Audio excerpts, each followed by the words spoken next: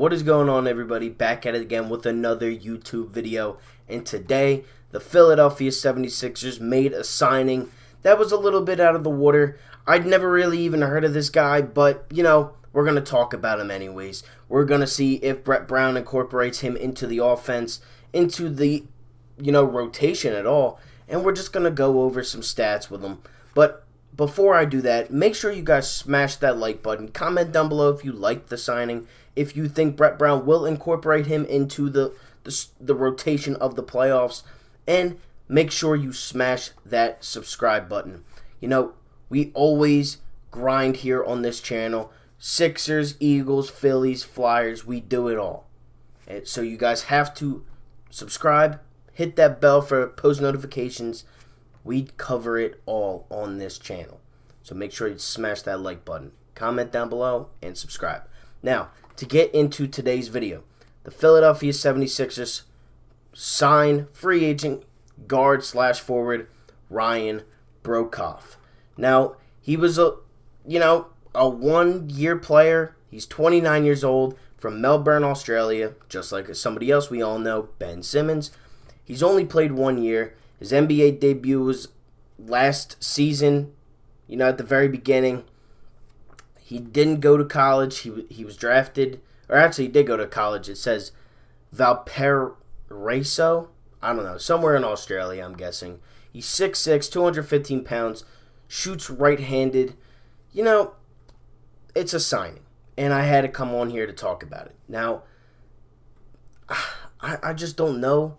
I would have rather had a guy like Jamal Crawford or, Gerald Green or somebody like that. Ryan Broekhoff, I don't know. I just don't know.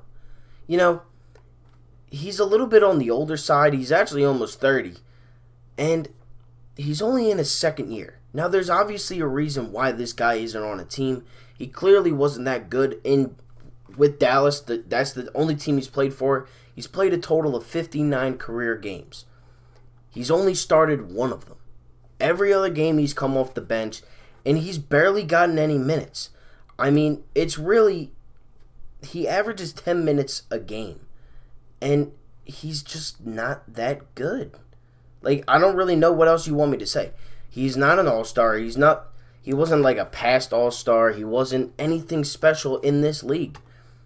But, the Sixers signed him. I don't know if he'll even step foot on the court. I kind of hope he doesn't. I think this is just to show that, the Sixers are making moves and they want to keep the league on their toes. But my problem is Brett Brown going to play this guy? Because he shouldn't. This guy does not deserve a starting spot. Or definitely not a starting spot. He doesn't really deserve a spot in the rotation. He's barely played. He's played 17 games this season. He's averaged 4.2 points, 2.5 rebounds, and 0.6 assists. He plays basically no defense, averaging less than a steal and a block per game. He's not good at defense. He's kind of like a wannabe Furkan Korkmaz, and Furkan's not even that good. Furkan's better than this guy. I mean, let's be honest here. Is this Brett Brown saying, I do not trust my youth? And if that's the case, what happens with Matisse? Are we going to go sign a 3-and-D player like Gerald Green? Are we going to sign one of those guys like that? Because if so, what's the point of drafting Matisse Thybulle if you're not going to incorporate him into the playoff rotation? Matisse Thybulle is your best perimeter defender outside of Ben Simmons, who's already a all-star, 2-time all-star, and he's up for Defensive Player of the Year. That's completely different, though. Ben Simmons is a superstar. Matisse Thybulle's a rookie. What's the point of drafting a guy for strictly defense if you're not going to incorporate him into the defensive scheme of things in the playoffs? It's just something you have to look at here, because Furkan's only like 22. He's young. This guy's 29. He's only played 2 seasons, but he's a lot older than Furkan. He's a lot older than everybody. I mean, he's the second. If he starts, he's the second oldest player on our starting lineup. Tobias is 3 years younger. Embiid is only 25, 26. Ben's only 23. This guy is old for being such a young, unexperienced player. He's played 2 seasons, and he's 29 years old. I don't understand this move. You had a guy like Jamal Crawford. Look, I know Jamal Crawford isn't the greatest. I know he's not what he used to be. But he can still score. He was the sixth man of the year like 3 times for a reason. You can come off the bench and get you a bucket. And that's what we seem to struggle.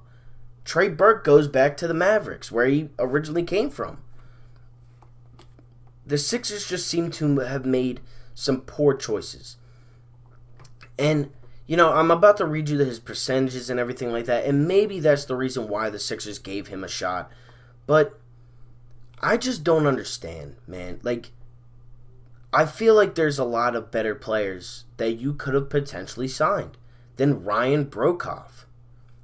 I've never even heard of this guy until today, and now I'm making a video on him. I mean, we just find these guys out of nowhere. It's one thing to trade for Glenn Robinson III and Alec Burks for 2 seconds. That's a no-brainer. And even though they haven't really lived up to what they were supposed to bring to the Sixers in shooting, this guy hasn't even played. And I get you're getting him, for the rest of the year because that's all they signed him for. So it's basically like a max 12-day contract, 12-game contract at minimum. I don't think he even plays. I don't think he gets minutes. So why not go after a guy that will get minutes, that will play, that will put up numbers? Not this guy, Ryan Broekhoff. Now, I will say, this year, he was a little bit better free throw shooting, but other than that, everything went down. Everything. I'm looking at the stats right now. Last season, 2018-19, he was 45% from the field. This year he was 37. He was 25% from inside the three-point line. That's terrible. Last year he was 57%. That's pretty solid. Three-point shooting even went down. He was 40% last year, now he's 39%. And I understand that's not really a drastic thing, and he's still averaging, he's still a 40% shooter from 3. But this guy is not going to help. This guy is not going to come off the bench and get you the buckets that you need. That is what an Alec Burks is for. And that I understand. I understood that move. This I do not understand. It makes 0 sense to me.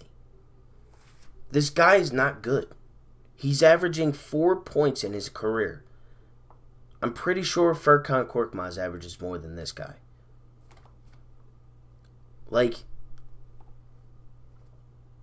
A Turkish basketball team was interested in him literally a month ago. He was going to play overseas. Players that go overseas are not fit for the NBA. That's why they go overseas. I mean, Tracy McGrady played overseas 2 years ago. He was 40. It doesn't make sense to me. Why would we sign a guy that's not going to help? And I swear, Brett Brown would be the coach to play this guy. To give this guy meaningful minutes. He would give him that 10 minutes a game. And we saw what happened last year with Greg Monroe. He couldn't play defense. He played him 9 minutes. He played him 2 minutes in the game against Toronto in Game 7. And he was a -9. 9 points in 2 minutes. What's going to happen with this guy? He's not even tall. At least Greg Monroe was taller. He was 7 foot, 6'11", 6'10". He's 6'6". He's got to guard players like Tatum and Oladipo and Brogdon and Jimmy. And I'm sure Ben Simmons will pick up those guys. But all right, Jaylen Brown, Marcus Smart. I mean, they're going to attack this guy. He's a terrible defender. He's not a good defender. He's averaging 0.2 steals. 0.2, that's terrible. He doesn't even, it doesn't even look like he attempts to play defense. And all he does is shoot. We have that. We have Furkan.